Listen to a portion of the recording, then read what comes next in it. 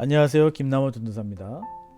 오늘 본문 말씀은 마태복음 27장 32절에서 66절까지의 말씀입니다. 첫 단락인 32절에서 44절의 말씀은 십자가에 못 박히시는 과정을 보도하고 있습니다. 십자가형을 집행할 때는 먼저 채찍질을 한다고 합니다. 왜냐하면 그렇게 해야 탈진한 상태에서 십자가에서 빨리 죽을 수 있기 때문이죠. 더군다나 예수님께서는 밤새도록 신문을 당하시고 채찍질을 당하셨기 때문에 이미 몸 상태가 말이 아니었습니다. 예수님께서는 더 이상 십자가를 질 수 없는 상태였고 로마 군병들은 구레네 사람 시몬에게 강제로 십자가를 지고 가게 합니다. 그렇게 예수님께서는 해골이라는 뜻을 가진 골고다 언덕에 도착하십니다. 골고다에 도착하자 그들은 예수님께 쓸개를 탄 포도주를 마시게 하였습니다. 이것은 당시에 십자가에서 처형당하는 죄수에게 그 고통을 덜어주기 위한 마취제 또는 진통제로 사용되었던 것으로 보입니다. 하지만 예수님께서는 이것을 마시기를 거절하셨습니다. 왜냐하면 어떠한 것에도 의존하지 않고 온전하게 십자가 형벌을 지심으로 우리의 죄를 짊어지시려 했기 때문입니다. 예수님께서 가장 중요한 속죄 제물로 드림이 되는 그 시간에 최후까지 깨어 있고자 하신 까닭이었습니다. 그러면 예수님께서 왜 그 처참한 십자가에 못 박히신 것일까요? 이사야 선지자는 그 이유를 약 700년 이전에 이렇게 예언했습니다. 그가 찔림은 우리의 허물을 인함이요 그가 상함은 우리의 죄악을 인함이라. 그가 징계를 받음으로 우리가 평화를 누리고 그가 채찍에 맞음으로 우리가 나음을 입었도다. 예수님께서는 완전한 인간으로 우리의 죄악을 대신 지고 우리 대신 형벌을 받으셨습니다. 쓸개탄 포도주로 고통을 감하지도 않으시고 우리가 받아야 할 고통을 고스란히 대신 감당하셨습니다. 예수님께서 하나님의 뜻에 순종하셔서 십자가에 못 박히심으로 하나님의 언약을 성취하셨습니다. 그런데 십자가에 못 박히신 예수님을 본 무리들의 반응은 어떻습니까?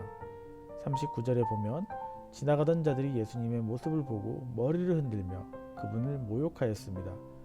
그들은 성전을 허물고 3일 만에 지으려는 자야 하며 비웃었습니다.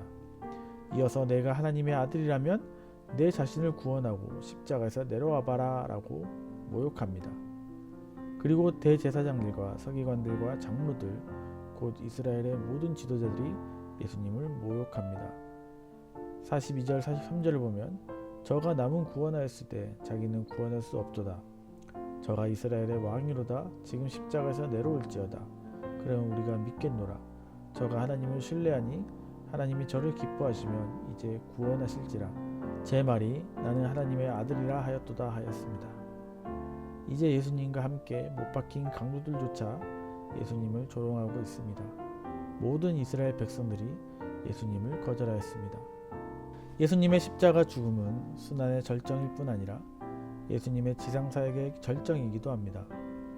예수님의 죽음은 그의 백성의 구원을 위한 하나님의 뜻을 이루는 결정적인 사건입니다. 따라서 그의 죽음은 말로 표현할 수 없는 고뇌와 고통에도 불구하고 패배가 아니라 승리인 것입니다. 따라서 본문은 예수님의 죽음에 수반되는 고통의 절정과 그 결과로 일어난 승리적 현상들을 대조적으로 잘 드러내 보여주고 있습니다. 46절에 이르러 죽음에 직면하신 예수님은 하나님께 큰 소리로 부르짖습니다. 나의 하나님 나의 하나님 어찌하여 나를 버리셨나이까. 이 부르짖음은 육체적인 고통으로 기인된 것이 아니라 아버지께 버림을 당하신 데서 기인된 것입니다. 예수님은 하나님께 버림을 받아 마땅한 많은 이들을 위한 대속물로서 자신이 대신 하나님께 버림을 당하신 것입니다. 이 일을 위해 겟세마네 동산에서 하나님께 기도하시고 철저하게 준비하셨지만 막상 그 일에 직면하셔서는 이처럼 고뇌에 찬 모습으로 하나님께 부르짖고 계시는 것입니다. 그럼에도 예수님은 하나님께 버림당하신 상황 가운데서도 나의 하나님이라고 부르짖고 있습니다. 이는 예수님의 부르짖음이 원망의 부르짖음이 아니라 순종과 신뢰 관계에 근거한 부르짖음이었음을 보여주고 있습니다. 마태는 예수님의 죽음에 있어 예수님의 의지적인 요소를 강조하며 큰 소리로 부르짖고 영혼이 떠나갔다라고 기록합니다. 그런데 예수님께서 숨을 거두자 놀라운 역사가 일어났습니다. 성전의 휘장이 위로부터 아래까지 둘로 찢어지는 사건입니다. 인간과 하나님 사이를 가로막고 있던 휘장이 찢어진 것입니다. 하나님과 우리 사이를 가로막고 있던 담이 예수님의 피로 말미암아 무너졌습니다. 그러므로 누구든지 예수님의 피를 힘입어 하나님께 나아가게 되었습니다. 이 놀라운 은혜의 역사가 예수님께서 십자가에 못 박혀 죽으심으로 이루어진 것입니다. 예수님의 죽음과 더불어 일어난 이 엄청난 자연적, 초자연적 사건들을 지켜본 이방인 백부장과 그와 함께 예수님을 지키던 군인들은 아마도 예수님의 죽음의 의미를 깊이 깨닫게 되었던 것으로 보입니다. 그들은 몹시 두려워하며 이는 진실로 하나님의 아들이었도다라고 고백했습니다. 십자가에 못 박히신 예수님을 바라보며 이스라엘의 지도자들과 구경꾼들은 예수님을 조롱하고 모욕하는 데 반해 이방인 백부장과 군인들은 그 예수님을 하나님의 아들로 인지하고 그 사실을 고백하고 있다는 사실은 매우 충격적이고 역설적입니다. 이제 마태는 예수님의 십자가 죽음 이야기를 그 죽음의 증인들에 대한 추가적인 언급으로 마무리 짓고 있습니다. 우리 주님께서 잡히시고 십자가에 달려 죽으시기까지의 모든 과정은 모든 그리스도인들에게 가장 은혜로운 본문입니다. 죄 없으신 주님, 전능하신 창조주이신 주님께서 인간의 몸을 입고 세상에 오셔서 어디까지 낮아지실 수 있으셨는가를 보여주기 때문입니다.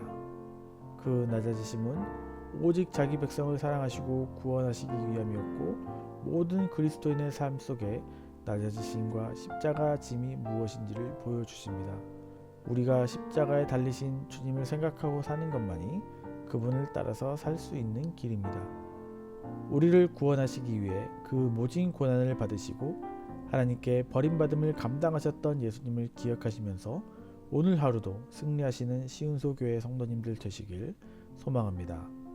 기도하겠습니다. 하나님 아버지, 우리를 사랑하셔서 죽기까지 복종하시고 십자가에 달려 돌아가신 우리의 구주이신 그리스도를 생각합니다.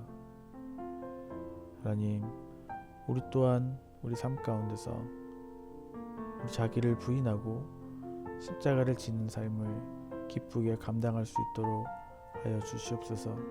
예수님 이름으로 기도드렸습니다. 아멘.